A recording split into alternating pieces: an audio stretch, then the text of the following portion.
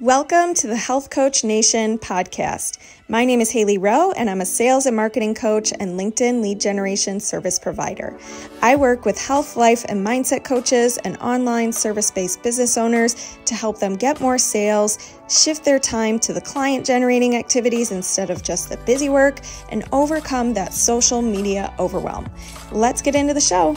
If you're ready to take on your next paying clients, I have good news. My free 4 Basics of Client Attraction and How to Stand Out class is live at haileyrowe.com/client-attraction.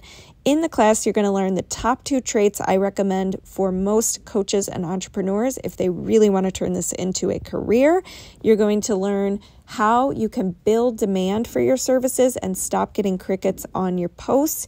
You're going to learn the sales roadmap I used to improve my sales conversion rate and help my clients do the same.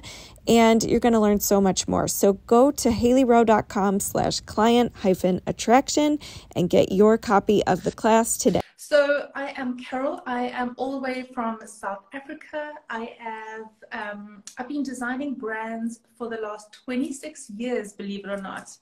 And I have designed some of the brands for startups and up to 7-figure brands for many women entrepreneurs, women leaders, and I know just about everything there is to get your brand out there in the world and stand out. Nice. Awesome.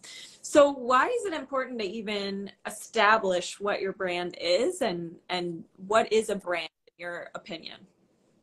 So I think the most important thing, like everything else, there's a purpose to that. And the purpose is obviously for sales, to get your name out there so that people will know, like, and trust you and enough to buy from you. And I know that's simplified, but the thing is, I think we try and overcomplicate what branding is. It's a way for you to connect to a stranger and get that stranger to work with you in such a way that this is authentic relationship is going to be growing. You don't want obviously any stranger. You want people that are really aligned to your vision as well. You're out there to solve a problem. So you're here to share with others that you're solving their problem. In a nutshell, that is what branding is. Awesome. All right. So we want to brand ourselves to build know, like, and trust, align with the right people, and make clear the problem we solve. And so if we are wanting to elevate our current brand, what are some ideas and tips to do that? Because if you think about it, there are people who offer very similar things, whether it's offering life coaching or 2 people offering health coaching, and one person could be selling a lot of them, no questions asked, very consistent. And somebody else maybe not, and it might be related to they don't know their brand or something like that. So can you tell us a little bit more about how do we be the one that is seeing the consistent sales because we have a strong brand? That's an excellent question, and I think a lot of people ask this question when they are pivoting or when they are wanting to expand their brand. And the first step to create an elevated brand is before you go to your website and tinker around there and update your fonts, like, don't go there. Start with the strategy. Start with figuring it out, what it is that your messaging and your story is going to say to your potential new clients. Like, how are you going to really go deeper than your competitor? So how does that look like? For example, if I'm competing against, say, thousands of other designers out there, the other designers are telling you, I'm able to create a website for you and a logo for you. That doesn't mean anything. Everyone's saying that. But I would say something differently. I'm able to help you through personal branding to expand your audience, to get more people to buy into your product or service. Like, that is more enticing than buying a new website, right? So I go into fixing the core problems that people have. So I think when you're wanting to elevate your business, look at your intention. Like, what is your vision?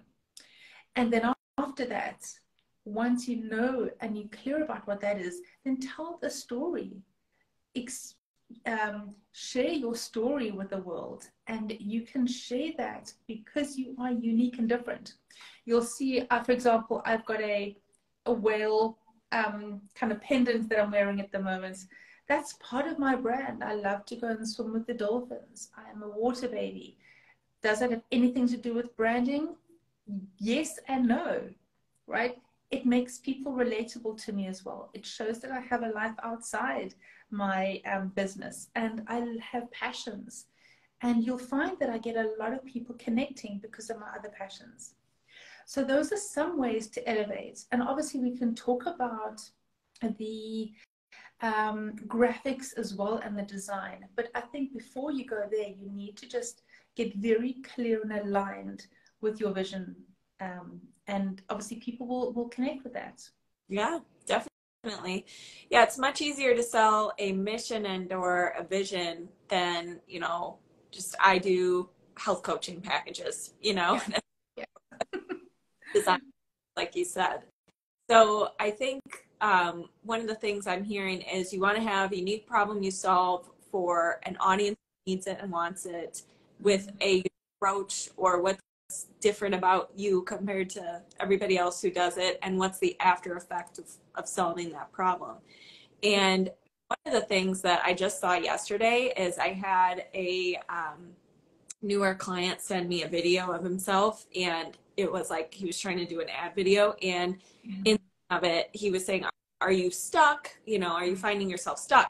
Well, that's one thing, but what if you opened with, because this guy couldn't walk or talk for a period of his life, and he regained that strength and like went through this whole mindset and all this stuff. He was in he had some kind of like infection or something that caused him to not. I was like, okay, it's going to be way stronger as a starting point if you're going to stand out from everybody else if you were able to say like something related to that story, and not supposed to just are you just generally stuck, which any coach could say. Yeah. So I think thinking about in our brand, how can we tie in your story, like you said? What if somebody's like, well, I don't feel like my story is really good. I feel like it's kind of, I don't know. It's just like I got into life coaching. I thought it was fun, you know, whatever it is. Get that standout story. That's one of the first questions I ask all of my clients, is that underneath that there is always a story. So I've got a client who's a health coach, and she had severe health issues, which she managed to cure on her own when all the regular doctors and the normal methods did not work for her. So you'll find that there is something that triggered the spark in that person's life. Without a doubt, like, why would they want to start their own business? There has to be something. And when you find that, that is something that you can really expand on. And there's several things.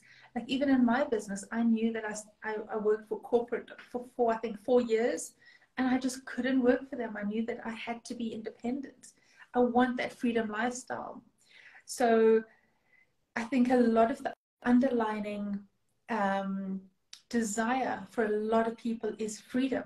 Freedom to be healthy, freedom to travel in my case, freedom of wealth, for example, or freedom of just ideas and sharing and connection. You know, the freedom to expand themselves in many ways online that they would never be able to do in kind of like real life, in normal life. We would never be able to expose ourselves to so many people. So there's questions that I delve into, and even though someone might not realize that they have a story, a unique story, it is there. I mean, I've got a client as well with 5 children. That's an incredible story, right? She's able to juggle motherhood and health and business and all these things. That's a story. She's going to attract other moms who are really struggling and need her support. So that is what I can advise anyone who's really thinking to themselves, what is my story? Like, what makes me special? Mm-hmm. And the thing is, you probably don't know. You might not know. And it does help to talk to someone to expand on that. Yeah, Definitely. Yeah. And you can even tie in client stories too in your brand. I had a client who had, I think it was 5 kids, homeschooled them, and launched a group program while she was doing all that. So you can do it, even if you're low on time. But I think one of the things that you said is you might not know your story because you're so in it. And so sometimes having that outside perspective can be really useful. So what about the aesthetic of our brand? Is there any tips you have when creating kind of visuals and going about that process? That's an excellent question. So I generally work with 4 archetypes that I have come up with. And they are generally, if you're wanting to go and see what they are, then just head off to my link in my bio. There's a quiz there that anyone can do. And generally speaking, a healer would normally go for more muted tones, greens. Someone who's more ideas and disruptive and wants a message has got brighter colors. I was speaking to someone today with a purple and orange colors. Mine is a little bit more muted. I'm a little bit more of a boho kind of vibe, beachy. So I've got turquoise. You'll see that I wear turquoise quite a lot, whites. You might be the same because of your surroundings. You might be a little bit more inclined to use blues and purples. But the majority of what I can say to the underlining core message is to tone down your amount of fonts and amount of colors, because an elevated brand there's less is more, right? We don't overcomplicate things. The message is more important. There's a security and confidence in a brand that doesn't need to oversell itself. So I find that brands that are new and are starting out, they tend to do too much, and we don't like that. We are very psychic in a way when it comes to other people's brands. We can pick up the energy of someone's brands pretty quickly. So when it comes to elevating your brand, I would advise anyone out there, if you're wanting to elevate it, take some colors away. Pick 1 or 2 that really emphasize the alignment of your coloring, and kind of leave the rest, right? Don't overcomplicate things. Don't fuss too much about colors.